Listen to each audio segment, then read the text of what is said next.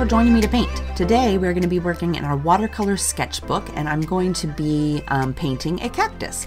So here I'm drawing it on with a Derwent watercolor pencil because I don't want to wing it. I'm not that good, so I thought I would go ahead and draw some kind of fat cactus on my page so that I would have something to work with when I paint. My watercolors I'm using today are the Daniel Smith Essential Set, and I'll put a link to everything I used down in the description box in case you would like to pick something up and paint too. The paintbrush I'll be using today is the Silver Black Velvet number 8. I really like that one. It tends to be my favorite one. Right there I was looking at the Daniel Smith swatch card I'd done a while back, and if you want to watch that, that is also on my channel. I swatched it so you could see what it looks like.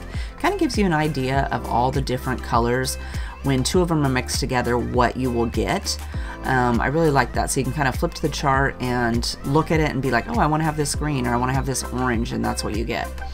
So here I'm going to go ahead and I got my cactus wet, and I'm just putting some phthalo blue onto each petal there to get it started.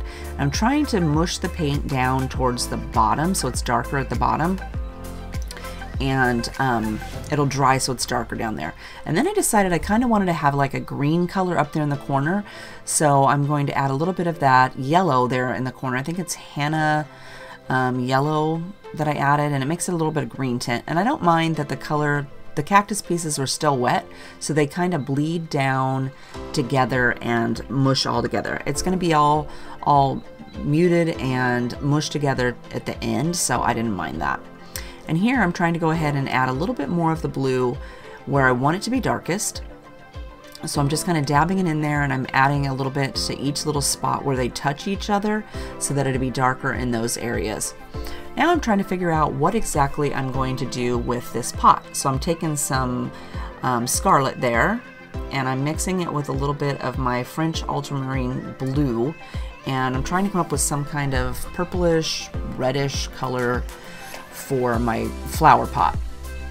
So I'm going to go ahead and paint my flower pot, and yes, I got a little bit on my cactus because it's still wet, but that's okay, I don't mind.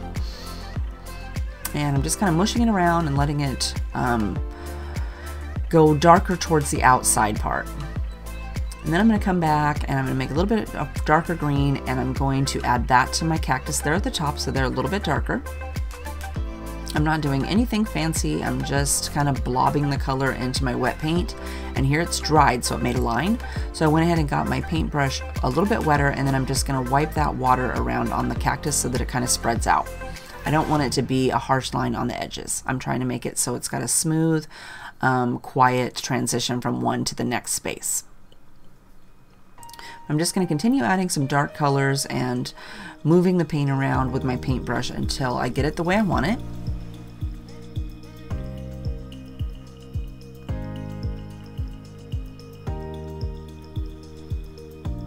And then I decided here that I would maybe add a little bit, since I had some blue up there on the cactus, that I would go ahead and add a little bit of green to my bottom one so they'd be a little bit more cohesive there. Now I'm going to try to darken up this pot. And it's way too wet, so I decided I would go ahead and blow dry it really quick so that I could add some more paint on there without it running everywhere.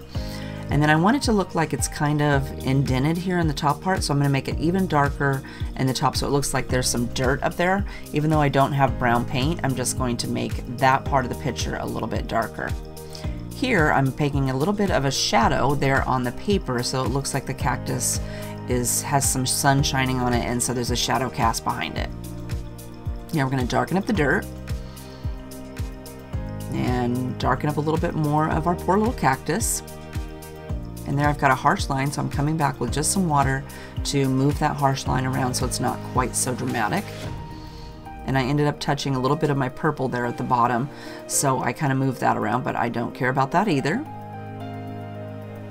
We're just practicing.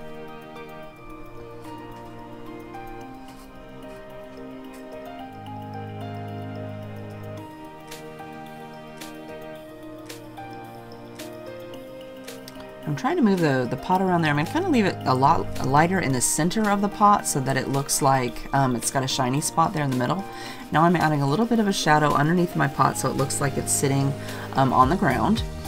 And now I decided that my cactus is going to need some little prickles. So I'm going to go in with my darkest phthalo blue, and I'm going to just put some little dash lines in there that will make it look like there's some little stickily, prickly parts on my cactus. And then I'm going to grab my Dr. Phil Martin's bleed proof white ink, and I'm going to use that to make some little highlights on my cactuses. And it's kind of thick, so my brush is wet, and I'm just going along and making some dots on there to give it some dimension. I'm going to add a couple of little stripes along the sides of my pot too, so it looks like it kind of make it look like it's curving around to the outside. Here we're going to add a little bit more red onto the top of my cactus pot there to make it even darker, because it doesn't look like it's dark at all to me. And then I'm deciding here that I can't have it be plain up here in the top. So I'm going to just add some water up here in the top of my painting, and then I'm going to use my leftover paint to make it have a little bit of a border around the left side and the top. Then I'm going to call it good for the day. I hope you had fun painting with me today. If you have a question, leave me a comment down below and I'll make sure to get back to you. If you liked the video, don't forget to hit the like button. If you're not a subscriber yet, make sure to do that and hit the little bell next to it so you'll know whenever I upload a new video or I'm doing a live class. You can hop on over and join me and ask questions and chat.